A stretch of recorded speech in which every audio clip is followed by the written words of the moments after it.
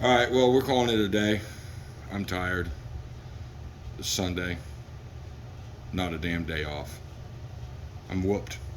So we got cars switched around. This one here, we're going to do upper and lower control arms, power steering, coilovers, ram horn exhaust. Get rid of those headers that are almost touching the ground.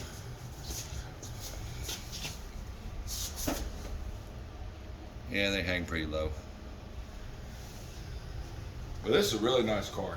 Other than, man, it did not want to stay running when it was cold. Definitely got to let this one warm up. And you see the 55 back over here.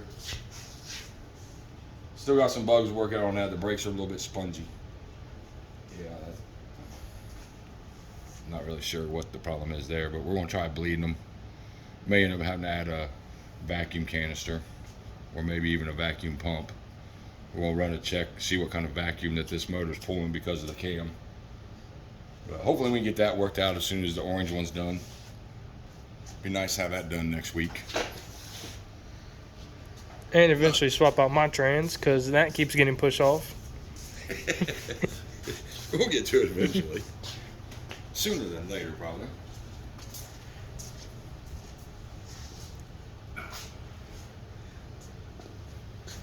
So, if you guys are interested in watching this thing go back together or go together, like, subscribe, comment. Got any questions about any Tri-5s, feel free to ask. Because, I mean, we pretty much do it all here, from body work to motor swap, transmissions, you name it, we do it. Because it's so fun.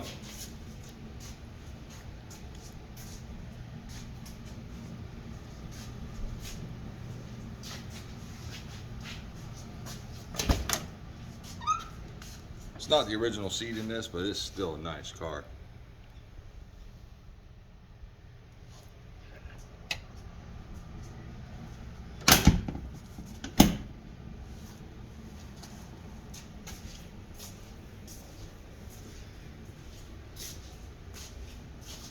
There's a 454 that is going to go into a 55 two-door sedan gasser eventually.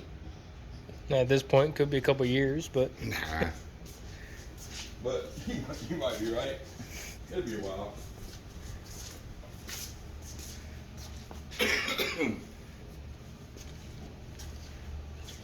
But I mean, this thing ran good other than the brakes. I mean, didn't really have too much trouble out of the motor or trans other than, getting the trans fluid correct and not overfilling it.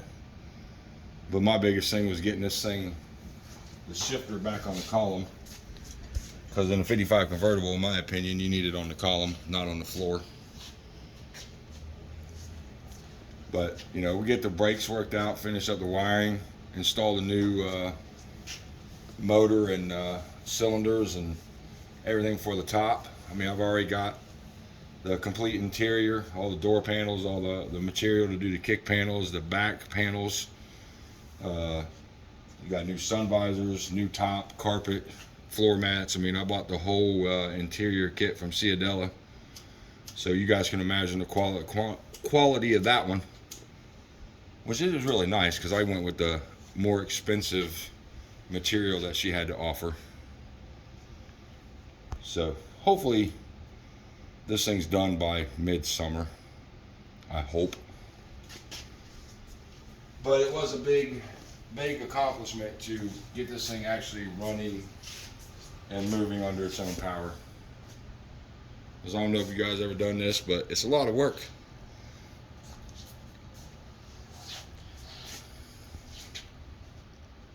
Isn't that pretty?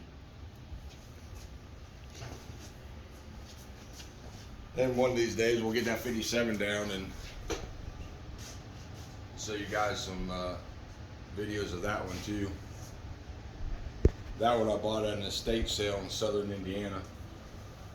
And you talk about solid original 1957 sheet metal. There was a couple little pinholes in it when I got it, and since then I fixed it. And the car is amazing.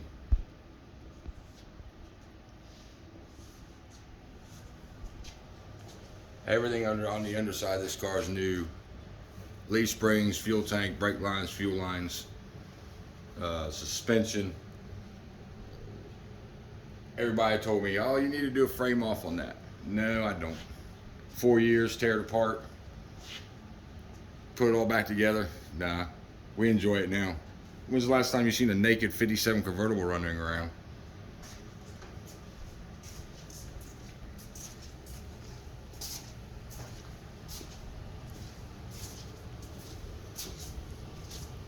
See, coil overs for this.